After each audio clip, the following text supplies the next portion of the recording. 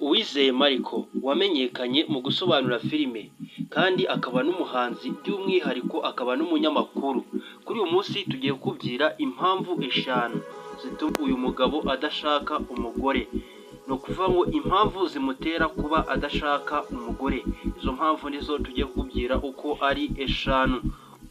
Uwizeye Marco wahiriwe no kuba akora umwuga w'ubusobanuzi bwa filime ndetse n'ubunyamakuru, byose akabifatanya no kuba umuhanzi.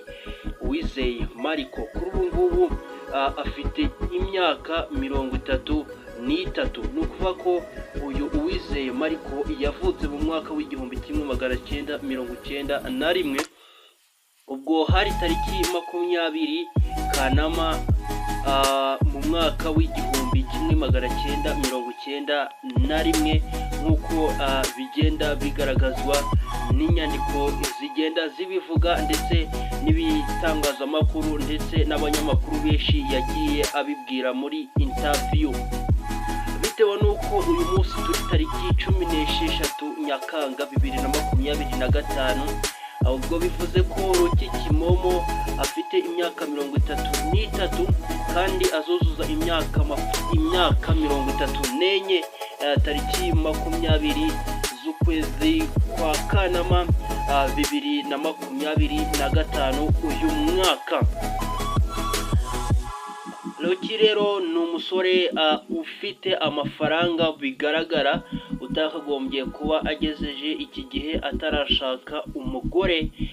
Dore ngizi zimwe rero mu mpamvu 5 zituma uyu nguyu Rocky Kimomo adashaka umugore ngo babane nk'umuntu ufite amafaranga. Impamvu ya mbere uyu Rocky Kimomo atanga cyangwa se Uwizeye Marco atanga ni uburambe bubi mu rukundo. Ni ukuvuga ko Rocky Kimomo yigeze gusangiza abamukurikira inkuru y'urukundo n'umugore we bashakanye, yamuciye inyuma bikamubabaza cyane. Ibi byatumye atakariza icyizere buri mukobwa cyangwa se buri mugore wese muri rusange, ku buryo ki atemera kuba yatekereza no ku bakobwa. Impamvu ya kabiri ni ukwanga ubuhenda abana. Ati wakwibaza ngo ibi ni ibiki?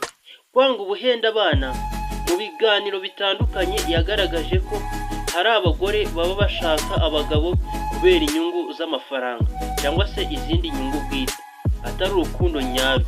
Ibi bituma atinya gushaka umugore kubera gutinya ko yazababarira mu rukundo cyangwa se amafaranga yose yakoreye igihe cyose amaze akora umwuga w'ubusobanuzi, kuririmba indirimbo, gutangaza amakuru, byose ayo mafaranga abatinya ko yazaribwa n'umukobwa utarigeze uyakoreraho habe na rimwe. Ibyo ngibyo bigatuma atinya gushaka umugore. Icya gatatu, kwiyemeza kwibanda ku kazi. Kwiyemeza kwibanda ku kazi ni ukuntu uyu muntu bita Rocky Kimomo cyangwa se umusore bita Rocky Kimomo Uwizeye Marco, nk'umuntu wiyemeje guteza imbere umwuga we wo gusobanura filime no gukora ibiganiro. Rocky Kimomo yagaragaje ko ashaka kwibanda ku kazi atarangazwa n'ibindi. Ni ukuvuga ko akazi akora kamwemerera kwirirwa mu kazi ku buryo nta mwanya na mukeya yabonera abakobwa. Rocky Kimomo ni umusobanuzi wa filime, byongeye afite akazi ko gutangaza inkuru ku bamukurikira ku rubuga rwa YouTube. Kuri ubu ngubu ni n'umuntu ukomeye cyane kuri YouTube, dore ko ari umwe mu bantu bakeya hano mu Rwanda bamaze kuzuza abantu 1000 babakurikira ku rubuga rwa YouTube, cyo ikizwi nka subscribers. Ikintu cya gatatu ni ugutinya guhemukirwa. Rocky yavuze ko gutinya guhemukirwa no kubabazwa n'umugore byatumye afata icyemezo cyo kudashaka umugore kugira ngo arinde umutima we kubabara. Rocky Kimomo ni umuntu utekereza cyane. Ibaze nk'iki kintu, yanze cyangwa se yatinya gushaka umugore kugira ngo atazongera kubabazwa bwa kabiri, gutinya guhemukira, kugira ngo arinde umutima we kubabara. Ruki Kimomo ubundi niwe muntu wa mbere utekereza kure. Impamvu ya gatanu ituma uyu nguyu Ruki Kimomo cyangwa se Uwizeye Mariko adashaka umugore ni uguhitamo ubuzima bwigenga.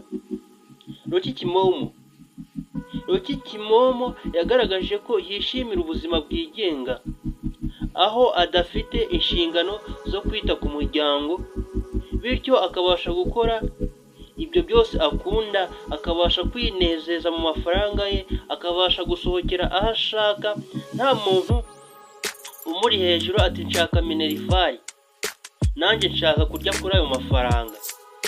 Bityo agahitamo kubaho mu buzima bwigenga nta mpamvu yo gushaka umugore. Uyu Ruki Kimomo abantu bakunze birasa nkaho atazigera ashaka umugore, kuko impamvu yagiye atanga zose ni impamvu zikwereka umuntu watekereje ku kintu yakoze. Ntabwo azigera ashaka umugore. Ruki Kimomo nk'uko nagiye mbibabwira, akorera amafaranga menshi cyane ku rubuga rwa YouTube. Buri kwezi yinjiza amafaranga angana n'amadolari 1500 cyangwa se amadolari 2000.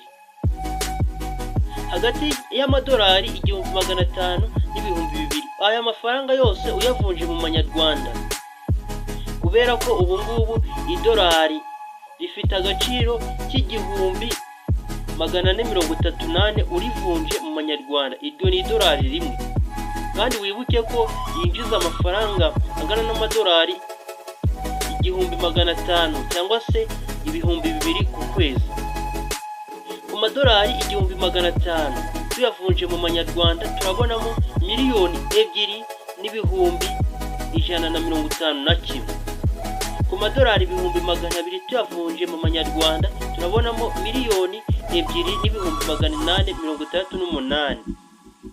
Ni amafaranga atari makeya yemerera buri muntu wese kuba yagira ubwoba bwo kuyinjizamo umugore.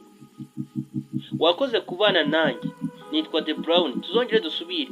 Niba aribwo bwa mbere wagera hano, ndagushishikariza gukora subscribe, ubundi ugakanda ku nzogera kugira ngo tujye tubana no mu bindi byegeranyo bigiye bitandukanye. Amakuru yizewe, acukumbuye, kandi ibintu bifite fact cyangwa se ingero, ibyo tubahereza kugira ngo turusheho kumenya amakuru menshi agiye atandukanye ku byamamare dukunda. Nuko nabibabwiye, nitwa The Brown nk'ibisanzwe. Iyi ni The Brown Entertainment.